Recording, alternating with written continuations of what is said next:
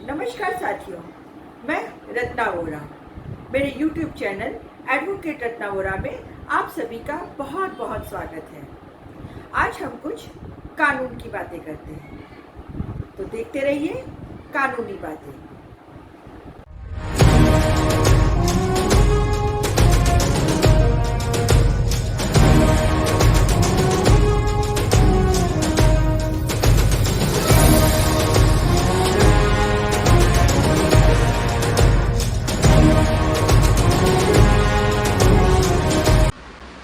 नमस्कार साथियों, आज हम महिलाओं के साथ परिवार में होने वाली घरेलू हिंसा के बारे में बात करेंगे।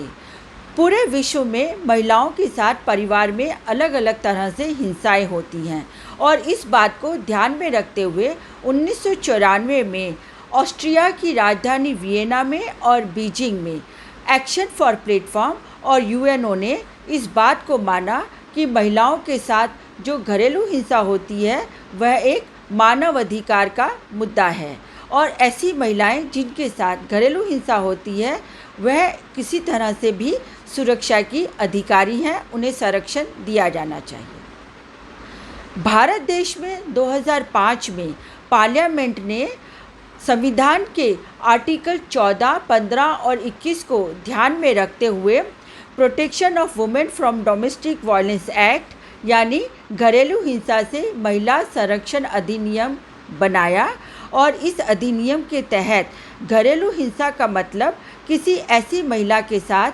शारीरिक तौर पर, मानसिक तौर पर, मनोवैज्ञानिक तौर पर, आर्थिक तौर पर, यौन उत्पीड़न के तौर पर अगर शोषण किया जाता है तो वह महिला पीड़ित महिला के रूप में जानी जाती है और उसे इस कानून के तहत संरक्षण मिलना चाहिए। साथियों, संबंध किस तरह का होना चाहिए इसको भी इस एक्ट के अंदर दर्शाया गया है। यह संबंध खून से रिश्ते जैसे कि बाप बेटी का संबंध, भाई बहन का संबंध, माँ बेटे का संबंध हो सकते हैं। इसी तरह से विवाह जनित संबंध जैसे पति पत्नी का संबंध, सास बहू का संबंध, ससुर बहू का संबंध, देवर भाभी का संबंध, जेठ भाभी का संबंध इत्यादि हो सकते हैं। परिवार में किसी गोद लिया हुआ संबंध जैसे पिता का संबंध, गोद ली हुई बेटी का संबंध। इसी तरीके से कोई भी महिला अगर किसी पुरुष के साथ उसके घर में या उसके साथ किसी भी तरह से उसने समय गुजारा है, जैसे आजकल लिविंग रिलेशन होता है, तो ऐसे संबंधों में या फिर अगर कोई पुरुष है किसी और महिला के साथ अपने विवाहित पुरुष होते हुए भी अगर उसने किसी और महिला के साथ संबंध बनाए हैं, उसे कहीं पे रखा हुआ है अपने साथ, तो वह भी महिला यदि पीड़ित होती है, उसके साथ दुर्व्यवहार होता है, तो वह महिला भी घरेलू हिंसा धारा की अंदर समावेश हो सकता है। साथियों, ऐसी उत्पीड़ित महिला जो इस अधिनियम के सेक्शन 12 के तहत घरेलू हिंसा के बारे में अपनी शिकायत दर्ज करा सकती है और इस शिकायत को लागू कराने के लिए एक संरक्षण अधिकारी नियुक्त किया जाता है, अर्थात इसे प्रोटेक्शन ऑफिसर भी कहा जाता है। ऐसी उत्पीड़ित महिला डायरेक्ट प्रोटेक्शन ऑफिसर के सामने अपनी शिकायत दर्ज करा सकती है या फिर वह मजिस्ट्रेट के सामने भी अपनी लिखित में शिकायत दर्ज कर सकती है। उसकी शिकायत होने के 3 दिन के अंदर शिकायत पे सुनवाई होनी चाहिए और 60 दिनों के अंदर ऐसी शिकायत को फैसला आ जाना चाहिए।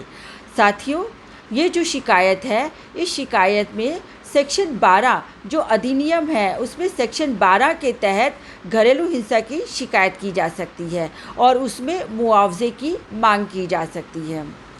और इस अधिनियम के सेक्शन 14 में यदि मजिस्ट्रेट चाहे तो किसी भी स्टेज पर उत्पीड़ित महिला को अकेले या फिर प्रतिवादी के साथ या फिर उन दोनों को अकेले काउंसलिंग के लिए, सलाह के लिए भेज सकती है और काउंसलिंग के लिए वह ऐसी संस्थाओं के पास भेजती है जिन संस्थाओं को इस तरह के रिश्तों में सलाह देने का पहले से अनुभव हो।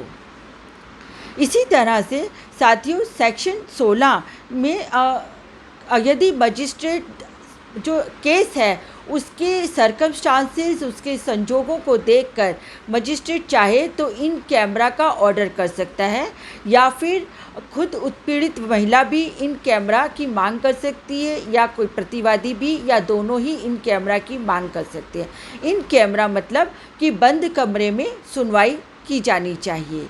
अब साथियों सेक्शन 17 आता है। अब जिस महिला के साथ घरेलू हिंसा हुई है वह महिला जिस भी व्यक्ति के साथ या जिस भी परिवार के साथ जहाँ पे भी रही हो, सेक्शन 17 के तहत उस घर में, उस परिवार में रहने का अधिकार वो मांग सकती है। अब सेक्शन 18 यह एक बहुत विस्तृत सेक्शन है। यह सेक्शन सुरक्षा का अधिकार देता है। सुरक्षा का अधिकार अर्थात जिस महिला के साथ उत्पीड़न हुआ है उस महिला के साथ दोबारा इस तरह का उत्पीड़न ना हो, ऐसा दुर्व्यवहार ना हो, उससे उसको सुरक्षा प्रदान की जाए। या फिर महिला जहाँ काम कर रही है उसके काम के स्थान पर प्रतिवादी आके उसे हैरान परेशान ना करें तो उसको उस जगह पर भी सुरक्षा दी जा सकती है। या फिर उसके आने जाने के रास्ते पर भी उसको किसी भी तरह का दुर्व्यवहार या उत्पीड़न ना हो, उससे भी उसको सुरक्षा दी जा सकती है। यदि छोटी उम्र की बच्ची है तो उसको स्कूल में भी सुरक्षा दी जा सकती है। इसी तरह से साथियों सेक्शन 19 है। सेक्शन 19 में रिहाइश का अधिकार अर्थात महिला जिस घर में रहती है उस घर या रह चुकी है उसी घर में उसको उस घर से ना निकाला जाए, इसका अधिकार दिलवाया जा सकता है। या उस घर के किसी एक भाग में उसको रहने का अधिकार दिलवाया जा सकता है। साथ ही साथ जिस भाग में या जिस कमरे में वह रहती है उस जगह पे प्रतिवादी और कोई भी दूसरा इंसान ना आ सके, इस बात का भी वो अधिकार मांग सकती है।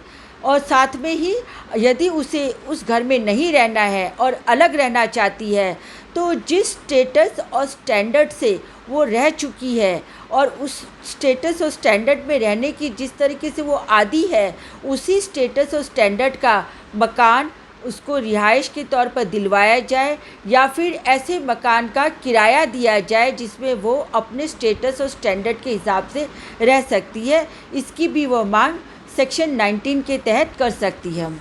इसके साथ ही सेक्शन 20 के तहत वो आर्थिक सहायता मांग सकती है। आर्थिक सहायता का मतलब है कि उसकी दवाई आदि का खर्चा, उसके खुद के भरण पोषण का खर्चा, उसके साथ बच्चे हैं तो बच्चों के भरण पोषण का खर्चा, बच्चों की दवाइयों का खर्चा, पढ़ाई लिखाई का खर्चा, तमाम तरह के खर्चे वह प्रतिवादी से मांग सकती है।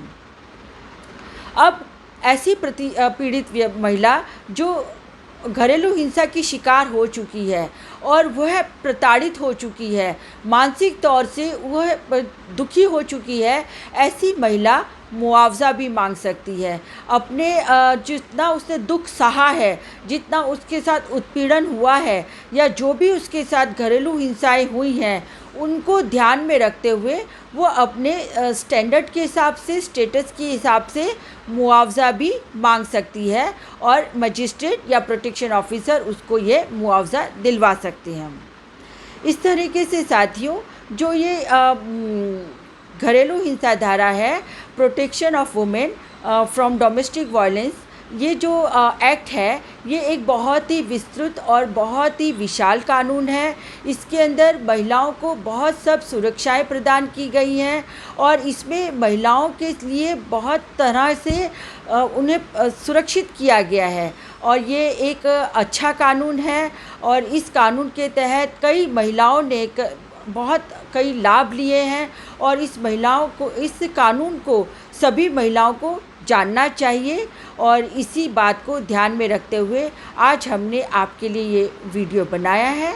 मैं आशा करती हूँ कि आपको ये मेरा वीडियो पसंद आया होगा। हम फिर मिलेंगे फिर एक नए वीडियो, एक नए टॉपिक के साथ। तब तक के लिए नमस्कार। और यदि आपको मेरा ये वीडियो पसंद आया हो तो आप मेरे चैनल एडवोकेट रत्ना वोरा को सब्सक्राइब कीजिए, इसको ज़्यादा से ज़्यादा लाइक कीजिए और इसको शेयर कीजिए और साथ ही मैं कहना चाहती हूँ कि यदि आपको और कोई परेशानियाँ हो या कुछ समस्याएं हो तो आप मुझे डिस्क्रिप्शन में दिए गए मेरे फ़ोन नंबर पे कांटेक्ट कर सकते हैं, मुझे प्रश्न पूछ सकते हैं। मैं कोशिश करूँगी आपकी ज़्यादा से ज़्यादा क्वेरीज को सॉल्व करने की, जवाब देने की। इसके साथ ही मैं आपसे इजाज़त चाहती हूँ, फिर मिलेंगे फिर किसी एक नए वीडियो और एक नए टॉपिक के साथ। तब तक के लिए जय हिंद, जय भारत।